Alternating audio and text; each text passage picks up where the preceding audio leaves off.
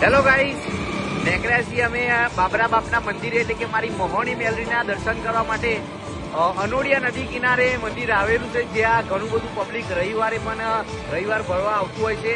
અને ચોમાસાના દિવસો ચાલે છે એટલે નદીમાં પણ પાણી આવ્યું છે, એટલે કે પૂર આવ્યું છે.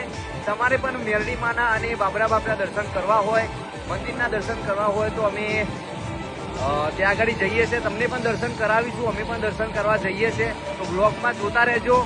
જય માતાજી. તો આવી ગયા છે આપણે અનોડિયા નદી કિનારે એટલે કે મારા બાબરા બાપ અને મારી મોહણી મેલરીના દર્શન કરવા માટે મંદિરે આવ્યા છીએ. ચલો તમને પણ દર્શન કરાવીશું.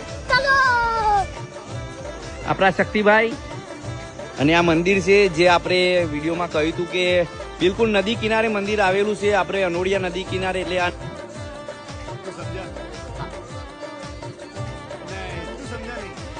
નદી બરાબર, અને બિલકુલ સાઈડમાં રોડ છે જ્યાં સાધનો જતા હોય છે. અને આપણું મંદિર છે બાબરા બાપ અને મારી મોહણી મેલરીનું મંદિર છે.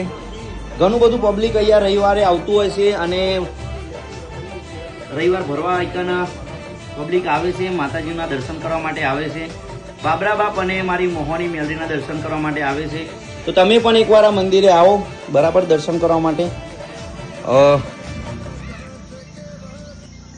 અને આ નદી છે, નદીનો બ્રિજ છે બરાબર, અને બિલકુલ નદીના કિનારે મંદિર આવેલું છે. આ નદી બતાવું તમને. આ નદી છે અને અહીંયા આગળ પણ ઘણા બધા પબ્લિક દર્શન કરવા માટે આવે છે. જો તમે પણ એકવાર આવો. અને અહીંયા કહેવાય છે ને કે જગતનું દુઃખ હોય, દુનિયાનું દુઃખ હોય, પણ મારી મોહનીના ચરણે આવીને જો તમે એકવાર માથું નમાવશો તો દુઃખ દૂર થઈ જશે. તો આવો એકવાર.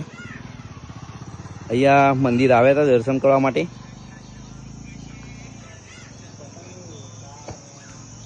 આવો એકવાર. અહીંયા મંદિર બહુ સરસ મજાનું મંદિર છે.